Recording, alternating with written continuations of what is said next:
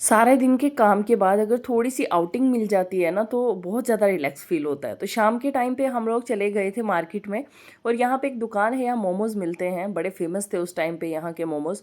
तो हमने वहाँ पे मोमोज़ वगैरह खाए और एकाग्री को देखो अभी पूरा काम करती है, पानी लेकर आके अपने पापा को दे रही है।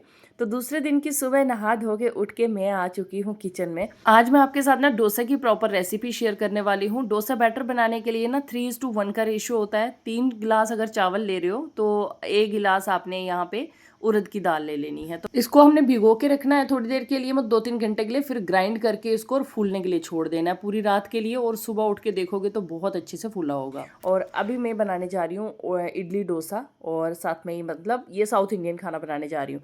तो पिछले व्लॉग में भी मैंने आपके साथ इडली डोसा वाली रेसिपी शेयर की थी। प्रॉपर रेसिपी तो नहीं शेयर की थी, लेकिन हाँ वहाँ पे भी मैंने यही वीडियो शेयर किया था, मतलब इस उसमें भी मैं डोसा ही बना रही थी। लेकिन वो वाली वीडियो ना 4-5 दिन पहले की थी, तो इसीलिए मैंने वो आपके साथ शेयर कर दी थी। तो ये जो वीडियो है ये पिछले कल की है, और पिछले कल मेरे घर पे बने थे ये सारा साउथ इंडियन खाना। मेरे ससुराल वालों को और मुझे सबको मतलब साउथ इंडियन खाना बहुत पसंद है। तो मैं यहाँ पे जब भी आती हूँ ना 2-3 बार मतलब मेरा ये इडली डोसा सांभर ये सब चीज़ें बनती बनती हैं। तो यहाँ पे मैंने एक साइड पे सांभर बन रहा है, बीच में मैं चटनी बना रही हूँ ये वाली, साथ साथ में मूंगफली की चटनी बन रही है। और सांभर में हमने सिर्फ दाल को बॉईल किया पहले हल्दी और नमक डाल के, उसके बाद मैंने पंपकिन डाल के उसको तड़का लगाया, मतलब प्याज व्याज सब डाल के, और फिर उसके बाद हमने उसमें दाल डाल दी। अब दाल को अच्छे से बॉईल होने दे रही हूँ, और दूसरी तरफ पे मैं चटनी बना के मैंने उसको रख दिया है ठंडा होने के लिए, मतलब कि चटनी का जो मटेरियल है उसको ठंडा होने रख दिया है। और इधर मैं स्टफिंग तैयार कर रही हूँ। तो आलू की स्टफिंग हम रेडी करेंगे, आलू को बॉईल करके अच्छे से, और सेम वैसे ही तड़का लगाएंगे मूंगफली वगैरह डाल के, सब कुछ प्याज मूंगफली करी पत्ता जीरा सब चीज़ें डाल के अच्छे से हम ये स्टफिंग तैयार कर दी है मैंने। और अब मैंने एक एक करके डोसा बनाना स्टार्ट कर दिया है। डोसा बनाते जाएंगे और साथ साथ में ही हम उत्पम भी बनाएंगे, इडली भी बनाएंगे। तो इडली बनाई मैंने, पता है कैसे, आप देख के आप भी हंसोगे। मेरा बहुत मन कर रहा था इडली खाने का, तो मैंने सोचा यार कैसे भी बनाऊंगी, लेकिन बनाऊंगी आज मैं इडली। तो यहाँ ये जो डोसे हैं ना ये अच्छे से क्रंची होते जा रहे थे, तो मैं बना के देती जा रही थी सबको। मैं गरम गरम देती हूँ तो उसको खाने का भी मज़ा आता है। तो सारे जो डोसा हैं वो एक एक करके मैं यहाँ बनाती जा रही हूँ, और इसमें घी लगा के अच्छे से ऊपर से स्टफिंग लगा के, तो इसको फोल्ड करके सबको देती जा रही हूँ। तो बहुत ही क्रंची बनते हैं, एंड बनाना भी इनको बहुत आसान होता है। बस ये होता है ना कि जब हम बनाना स्टार्ट करते हैं ना कोई चीज़, तो गड़बड़ होती है, धीरे धीरे धीरे धीरे हम उसमें एक्सपर्ट हो जाते हैं, और फिर चीज़ें एकदम नॉर्मल हो जाती हैं। फिर हमको चाहे कोई लोहे का तवा हो, कोई तवा हो, आप आराम से बनाओगे। तो पापा आ गए थे वापस, तो कुछ सब्जियां लेकर आए थे, तो एकाग्री को देखो लिफाफा उठा के चल रही है। तो यहाँ पे मैंने इडली देखो कैसे बनाई है। एक प्लेट के बीच में उसको ग्रीस करके ना ऐसे फ्लैट में ही मैंने बैटर को डाला है, ताकि फ्लैट फ्लैट में ही बन जाए। बहुत मन कर रहा था इडली खाने का, तो फिर ऐसे ही बना दिया हमने। तो यहाँ पे बस सब लोगों को खाना सर्व कर दिया है। अब मैंने अपने लिए भी बना लिया है ये इडली, जो इस तरह से बनी है। तो यहाँ पे सब लोग अपना अपना खा रहे हैं, पापा औरों ने सबने खा लिया है खाना। अब बस एकाग्री को और मुझे खाना है, तो मैं अब एकाग्री को भी खिलाऊंगी और खुद भी खाऊंगी। उसके बाद खा के मैंने पूरी किचन क्लीन की, और क्लीन करने के बाद मैं आ गई थी अपने रूम में, क्योंकि अब जो रूम में मेरे कपड़े धुले पड़े थे ना, अब उनको फोल्ड करती हूँ।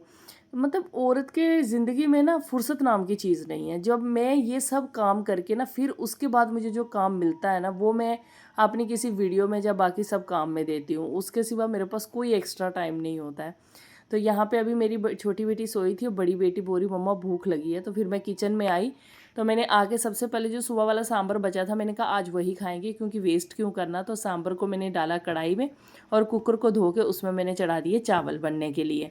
तब तक मैं आ गई थी रूम में, और ये मेरे सूट का कपड़ा बचा है ना, जो मैंने फर्शी सलवार बनाई है, तो उसी कपड़े का मैंने यहाँ निक्कर और साथ में टॉप छोटी बेटी के लिए ना बनाने का सोचा है। तो इसको कट करके मैंने रख दिया, और साथ साथ ही मैंने पूरे पोछा लगा दिया।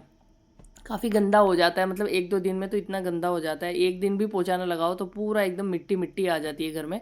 अब ज़्यादातर लोगों ने लंच कर लिया है, लेकिन 2-3 लोग बचे हैं जो कि आम की चटनी खाए बिना खाना नहीं खाते हैं। तो उस सब के लिए मैं बना रही हूँ आम की चटनी। तो मैं भी उनमें ही आती हूँ। आम की चटनी तीखी वाली मिर्ची डाल के खूब सारी, तो वो आम की चटनी बनाई, सबने खाना खाया। फिर उसके बाद मैं आई वापस रूम में, और मैंने ये कुर्ते की कटिंग की है। ये लॉन्ग में कुर्ता बना रही हूँ मैं, जम्मू से लाया था सूट ये, और इसकी स्लीव्स मैंने कुछ इस तरह से कट लटकी हैं, जो जब प्रॉपरली बन जाएगा तो आपके साथ ज़रूर शेयर करूँगी मैं। फिर उसके बाद शाम के टाइम हम लोग रेडी हुए, जा रहे थे कि इनके फ्रेंड के घर में उनके बेटे के मोनन थे, तो वहाँ जा रहे थे हम लोग रेडी होके। ऐसे ही मैं एक दिन पहले भी रेडी होके जा रही थी, तब भी वो लोग कहीं चले गए, आज भी वो लोग कहीं चले गए। फिर मैं इतना मेरा मन ऐसे हुआ तो हस्बैंड बोलते कि चलो मार्केट ही चलते हैं। तो 2-3 काम भी थे, मैंने कहा चलो। फिर हम चले गए, हमने सबसे पहले कप का सेट लिया, हमारे कप सारे टूट गए हैं, तो कप का सेट खरीदा एक, और फिर उसके बाद हम चले गए थे बाकी की मार्केट में। तो मार्केट आज बहुत जल्दी बंद हो गई थी, मतलब आई थिंक डेली ऐसे ही बंद होती है, पर मैं थोड़ा लेट आई थी मार्केट में।